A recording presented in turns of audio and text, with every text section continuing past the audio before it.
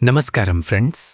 రామాయణం ఇది ఒక గ్రంథం మాత్రమే కాదు, మన భారతీయ సంస్కృతికి మూల స్తంభం. అయితే రామాయణంలో మనం రావణ వధ వరకు చూసి ఆ తర్వాత అయోధ్య పట్టాభిషేకంతో కథ ముగిసింది అనుకుంటాం. కాని అసలు కథ అక్కడే మొదలయింది. శ్రీరామచంద్రుడు అవతార సమాప్తి చేసి వైకుంఠానికి వెళ్ళిపోయాడు. లక్ష్మణుడు, సీతాదేవి, హనుమంతుడు అందరికీ వారి వారి గమ్యాలున్నాయి. కాని లంకలో మాత్రం ఒక్కడు మిగిలిపోయాడు. అతనే విభీషణుడు. మన పురాణాల ప్రకారం విభీషణుడు ఒక చిరంజీవి, అంటే మరణం లేనివాడు, యుగంతానికి వరకు భూమి మీద ఉండాల్సినవాడు.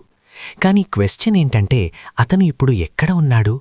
కేవలం పురాణాల్లో మాత్రమే ఉన్నాడా, లేక శ్రీలంకలోని ఆ దట్టమైన అడవుల్లో ఇంకా సంచరిస్తూనే ఉన్నాడా? రీసెంట్గా బయటకు వచ్చిన కొన్ని షాకింగ్ నిజాలు వరల్డ్ మొత్తాన్ని ఉలికిపడేలా చేశాయి.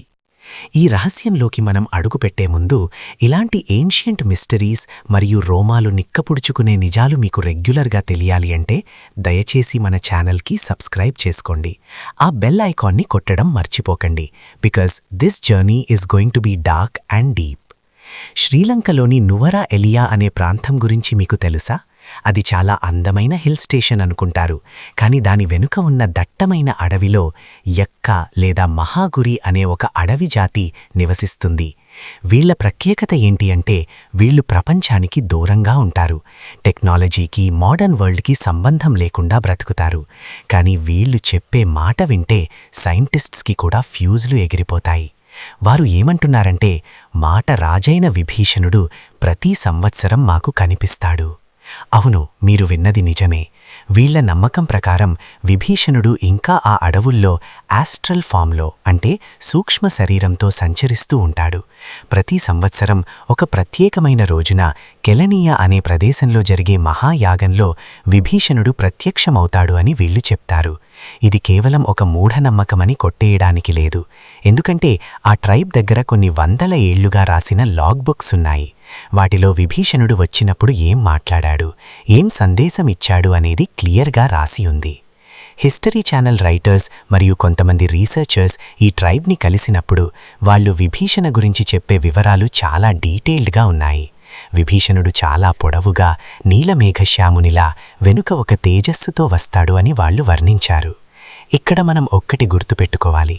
రామాయణం జరిగి 5000 ఏళ్లు దాటింది. కాని చిరంజీవి వరమున్న విభీషణుడికి కాలంతో పని లేదు. అతను మన మధ్యే, మన కంటిచూపుకు అందని డైమెన్షన్లో ఉన్నాడా? సైంటిఫిక్గా ఆలోచిస్తే టైం ట్రావెల్ లేదా ఇంటర్ డైమెన్షనల్ బీయింగ్స్ అనే కాన్సెప్ట్స్ని మనం ఇప్పుడిప్పుడే ఒప్పుకుంటున్నాం. కాని మన ఋషులు దీన్ని ఎప్పుడో చిరంజీవి అని అన్నారు. విభీషణుడు ధర్మాన్ని నమ్ముకున్నాడు. రావణాసురుడిలాంటి స్వంత అన్నయ్యని ఎదిరించి ధర్మానికి నిలబడ్డాడు. అందుకే అతనికి ఆ ఇమ్మార్టాలిటీ దక్కింది. ఈరోజు శ్రీలంకలో జరిగే ఆ సీక్రెట్ రిచువల్స్ని చూస్తే మనకి అనిపిస్తుంది, మనం ఇంకా తెలుసుకోవాల్సింది ఎంతో ఉంది అని. కాని ఫ్రెండ్స్, ఇక చివరిగా ఒక మాట. విభీషణుడు నిజంగా ఉన్నాడా లేదా అనేది పక్కన పెడితే అతను మనకి నేర్పిన పాఠం ముఖ్యం. అధర్మం గెలుస్తున్న సమయంలో ఒంటరిగా అయినా సరే ధర్మం వైపు నిలబడగలవా? విభీషణుడు ఇంకా బతికి ఉన్నాడు అంటే దాని అర్థం ధర్మం ఇంకా బతికి ఉంది అని.